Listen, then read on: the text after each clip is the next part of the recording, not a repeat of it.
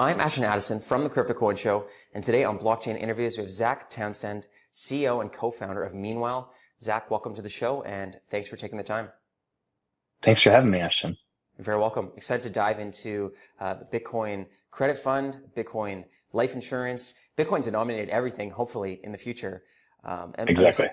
And I know that you're deep in this as well, and that this is a long time coming, but we're still very early on in what this will become in Bitcoin denominated everything. I would love to start off our conversation by just first of all hearing a little bit about yourself, your history, and how that led up to forming Meanwhile, and then we'll dive into all the latest updates with Meanwhile. Great. Yeah, I'm primarily a fintech entrepreneur by background. So I was moved out to the San Francisco Bay Area in 2013. I was an early employee at Stripe, and then pretty quickly decided I wanted to start my own company. So with the support of the Collinsons, got into Y Combinator and started a company called Standard Treasury, which was really the first banking as a service company. So we did bank accounts as a service for Stripe Atlas and a bunch of other fintech companies. And that was backed by Andreessen Horowitz and Index Ventures and Y Combinator.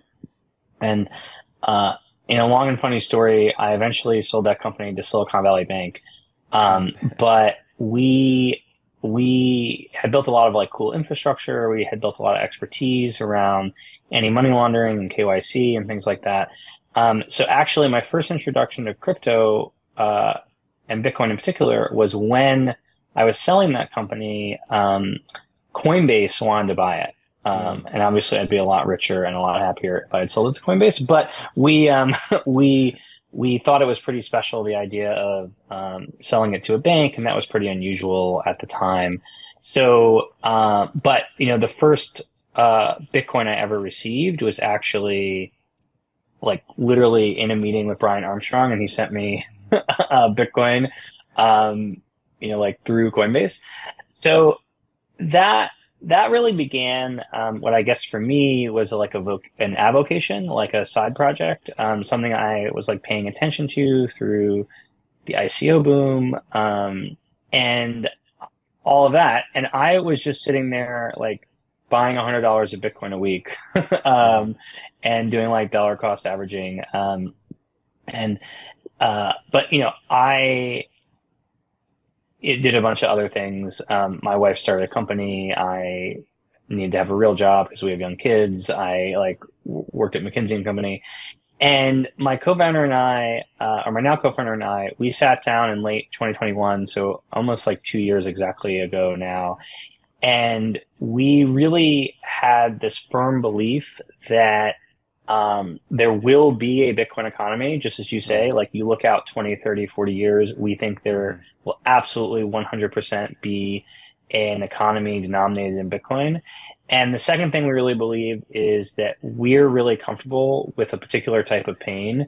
And that pain is regulatory pain and really dealing with that. So we think that there needs, if you thought of, I call it Bitcoin land. So imagine there's this country, it's called Bitcoin land. It exists. It happens to be decentralized, but there's going to be an economy. There's going to be what I jokingly call gross decentralized product. And then that economy is going to have every financial institution that a quote unquote normal economy does, or a traditional economy does. And we basically went through the list of well, what are the big financial institutions that need to exist for Bitcoin land? And we knew a decent amount about life insurance. I mean, now I know I didn't know anything about life insurance, but at the time we thought we knew something about it. And that's really how Meanwhile was born. We think that the Bitcoin economy will, it needs trading, and it needs banks, and it needs, payments rails, and it also needs a life insurance company. Even though that sounds really boring, I can talk about why it is not boring. Yeah, very interesting backstory, Zac, and that's really cool that Brian Armstrong is orange pilling people in meetings. And I think sometimes you need or at least he was in 2015. I don't know if he is now anymore. Yeah. Well, it's good for those people that like you that understood, sometimes when there's a new asset class, you have to have, even just a couple dollars in it. Once you own a little bit of it, then it sort of ingrains the understanding more in, hey, there is actually value in this, and this is money. And then that vision starts to become reality on, hey, what other things will be denominated in Bitcoin as this continues to grow. And exactly. Although life insurance is not that exciting, I'm sure it is a very big business. You probably know the numbers, and yeah, it's like 2 or 3% of global GDP every year is life insurance premiums. So like pretty big numbers. And look, I think it is made somewhat boring. I mean, it is a boring product in some ways, but I also think that it's a product that's like in TradFi made needlessly complicated, and that it's often made needlessly complicated, and then like it doesn't feel great. It doesn't feel great to have it sold. So one of the nice things that we see in crypto and Bitcoin is you get to like reinvent these things from scratch. And that also means you get to really think about customer needs. And actually, like the oldest savings product in the world was burial insurance. Sailors would like leave Venice and they'd buy insurance in case they died. Their family could afford to have a burial. And so we really think about like, life insurance is this really core thing of like what happens to your family, how do you save for them, if you in some ways like die before you're supposed to, and then annuities also like big word that sounds really boring, but in some ways an annuity is like what happens to your loved ones or yourself if you live longer than you're supposed to. And that's what annuity is supposed to be, is like lifetime income. Anyway. Yeah, no, it's great that introducing Bitcoin into something like life insurance can hopefully spice it up, and it'll probably make the industry grow even bigger when people realize that, I personally, being a Bitcoin fanatic, I would rather have it being paid out in Bitcoin rather than a currency that might be experiencing inflation, where the value is going to go down. Hopefully my family's getting something that is now so far the top all-time returning asset of all time. Sounds like they would be better off. Well, and that's really the cool benefit about the product is one, exactly what you just said. Like, we think that Bitcoin is not just an appreciating asset, but as you said, back to my country analogy, by the way, I don't like to say the price of Bitcoin. I like to say the exchange rate of Bitcoin, right? Mm-hmm. If it is a currency, we shouldn't think of it as like this thing you just buy, but it's a medium of exchange. So you're exchanging. So every time Bitcoin goes up in value, maybe we should be thinking about the dollar going down in value. Mm-hmm. But anyway, so like one is that like, yes, I think for a ton of people, this is an appreciating asset. So it like makes sense if you're a Bitcoiner to like buy life insurance in this asset. The second is, and this has nothing to do with the fact that like we started this company, but life insurance in the United States, life insurance in many other jurisdictions like has a pretty privileged like tax position. Mm-hmm. So it exactly because you're like trying to provide protection for your family, and like, the state wants to incentivize, intergenerational savings. So I can describe the product that we have in detail, but like ultimately there are all these like tax privileges. And then the third thing that we think a lot about, it doesn't, I think, matter as much for you and me, but it is something that like we work on a lot, is, there are 57 countries in the world with inflation rates right now over 10%.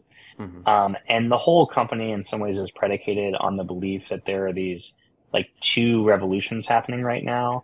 One is digital money, is Bitcoin. And like we see that as a way to reach many, many more people than have ever been reached by a life insurance company.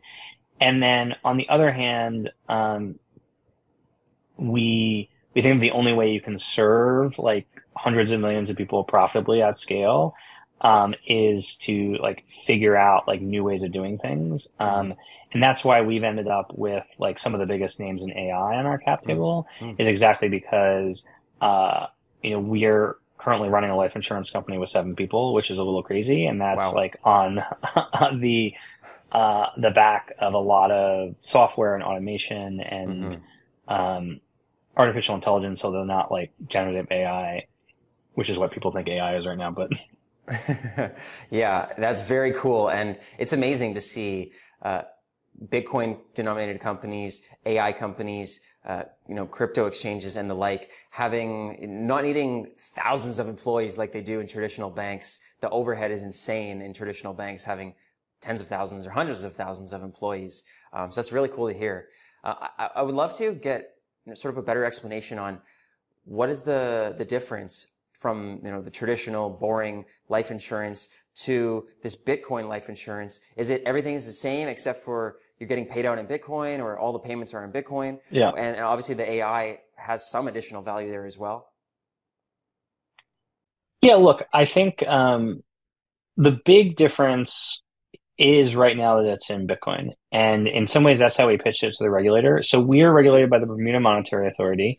Bermuda is a completely legit place to have a life insurance company. Like 70% of the economy of Bermuda is insurance. It's an island full of actuaries, accountants, and lawyers. Not a big tourist destination.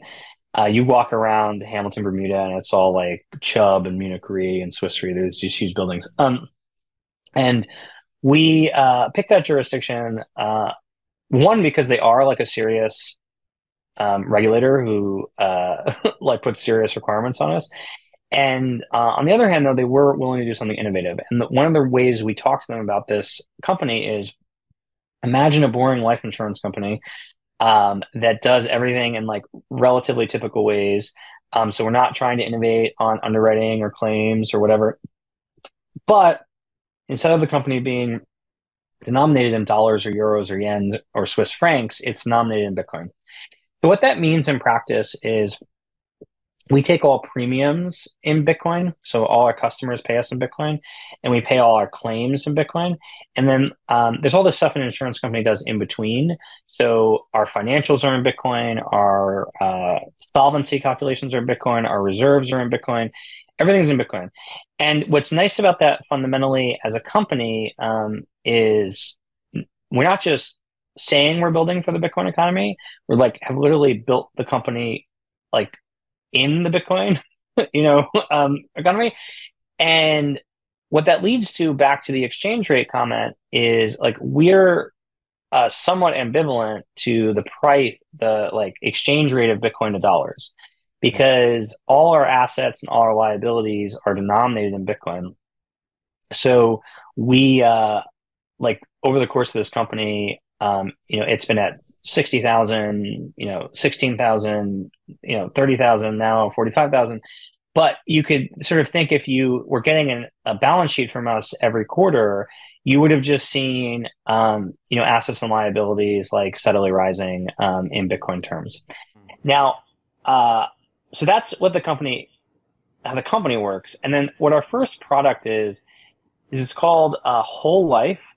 So it lasts your whole life. It's well named. So because, and I hope I'm not the bearer of bad news here, Ashton, you will eventually die. Hopefully that'll be 40, 50, 60 years from now.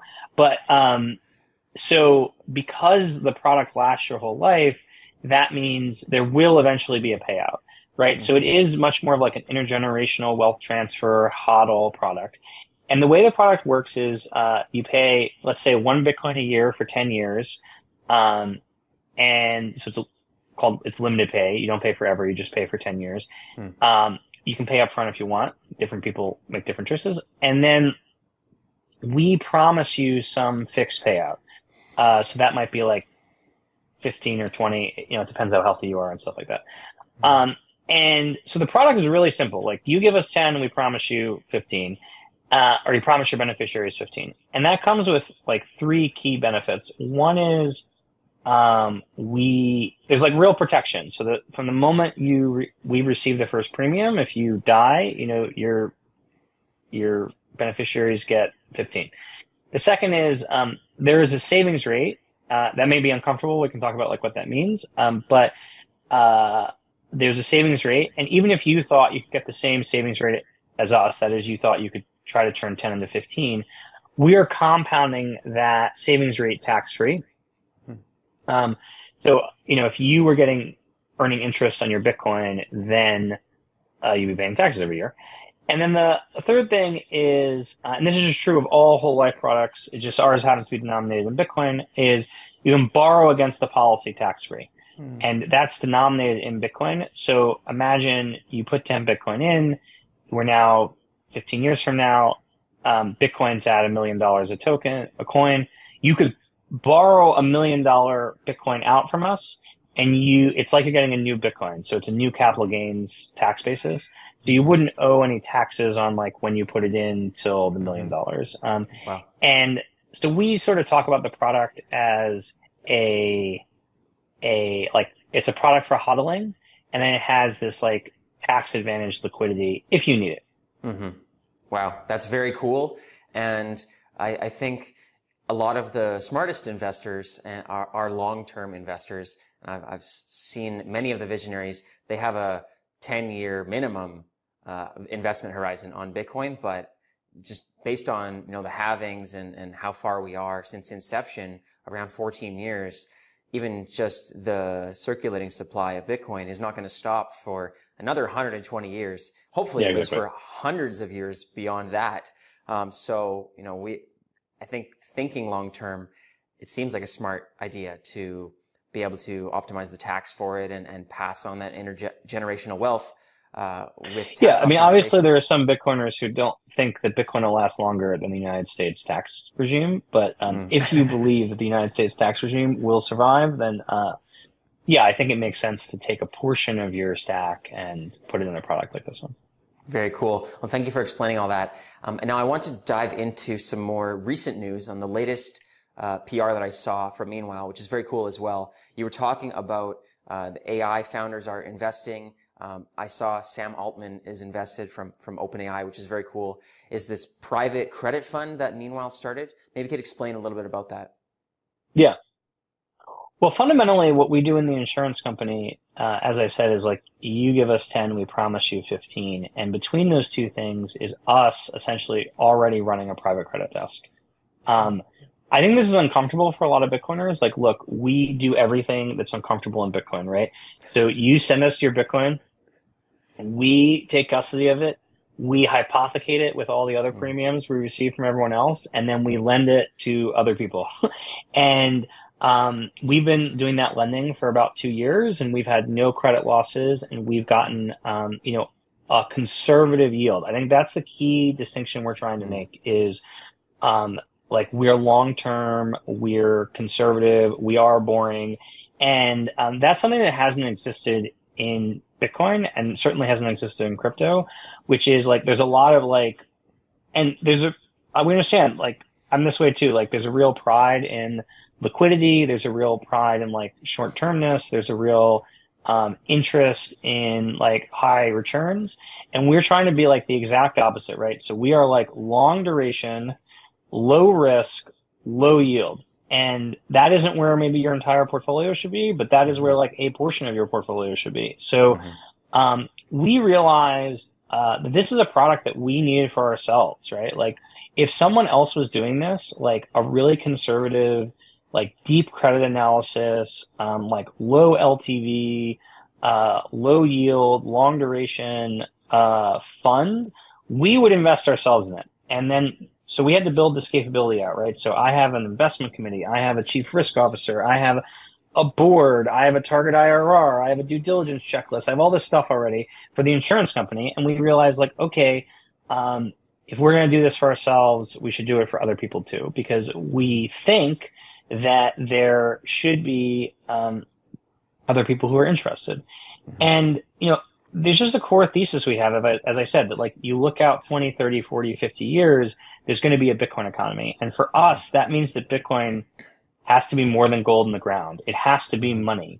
It has to be capital markets. It has to be debt. It has to be like used in economic activity. And we see our insurance company as not just solving like a financial need for individual users, but also like as a longer term vehicle, like permanent capital vehicle to create that economy and to create a yield curve in Bitcoin. And this credit fund is an extension of that. Like we're going to we we in the US there's this technical term of like we can have qualified purchasers, so it's like people who have more than like $5 million. So it can be like individuals and family offices, but like people who have, we're not trying like BlockFi or Celsius or whatever to get millions of people to give us small amounts and a big portion of their stack and make extravagant provinces that we can't keep. What we're trying to do is go to sophisticated investors, talk to them about this long-term ecosystem, have them invest in this fund. And then the idea is like, we raise whatever, 1,000 Bitcoin or 2,000 Bitcoin, and our target returns are 5%. So that means that every year, let's just have 1,000 Bitcoin because math's easier, that we would be trying to distribute 50 new Bitcoin to our investors. And then at the end, we'll, return back the 1,000 Bitcoin. So it's really the same story as the insurance company in some way. We've taken this boring structure of private credit, that KKR or Apollo or those folks are doing every single day. And we're trying to bring that longer term, more conservative perspective to Bitcoin land. Mm-hmm.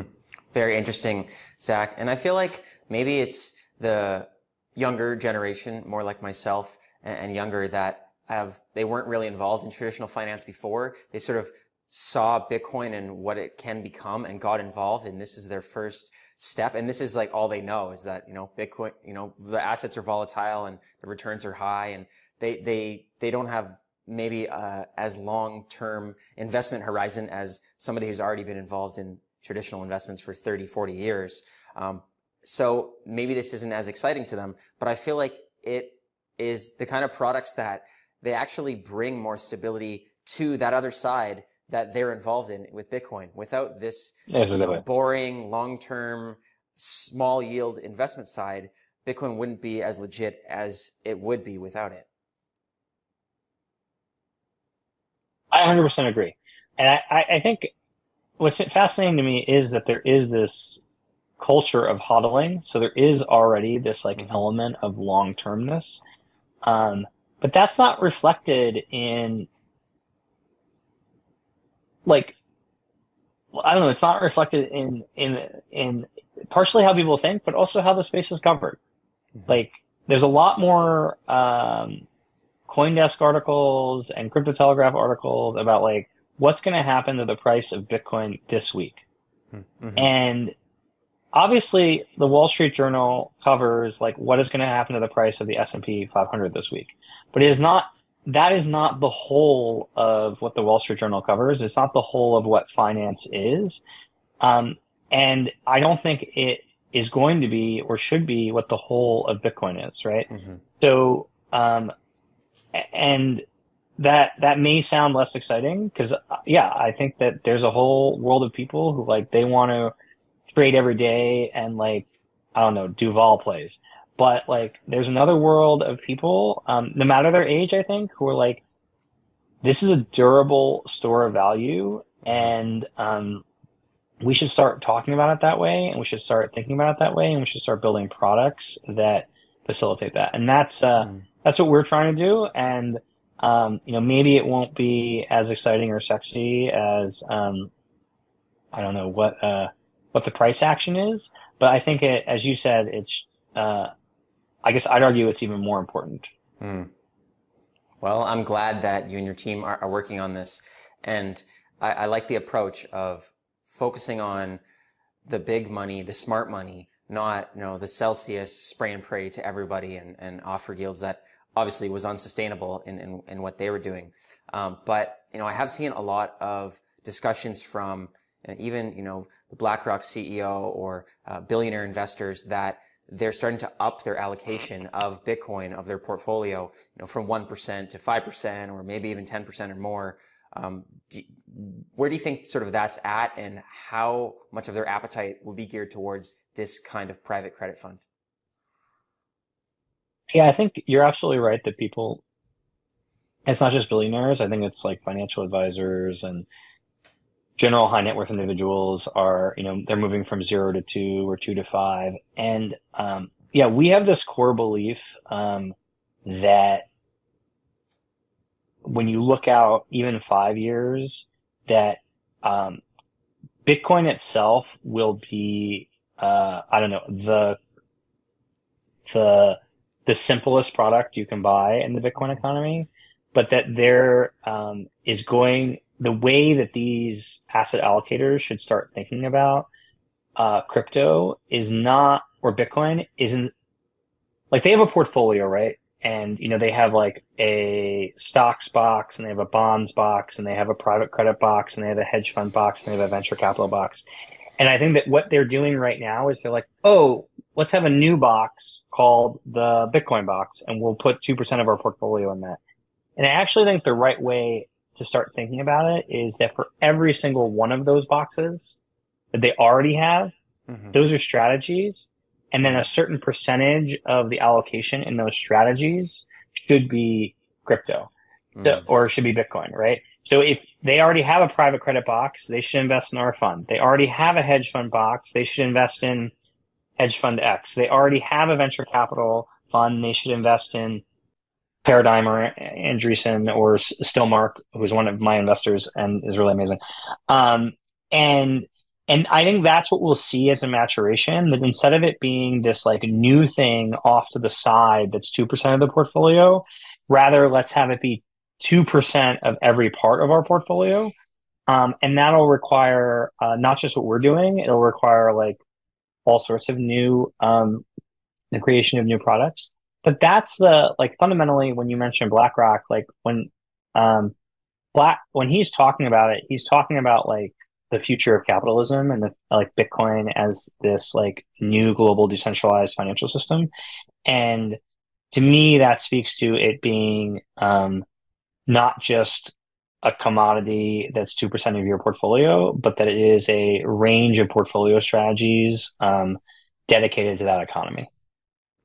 Wow, that I love that perspective, showing it like that. That it's not just one box on the side to allocate 2% to. It's revolutionizing all of the different asset classes, which is just goes to show how incredible the potential for Bitcoin will become when Bitcoin land becomes more of a reality to the mainstream. So I appreciate your insights, Zach.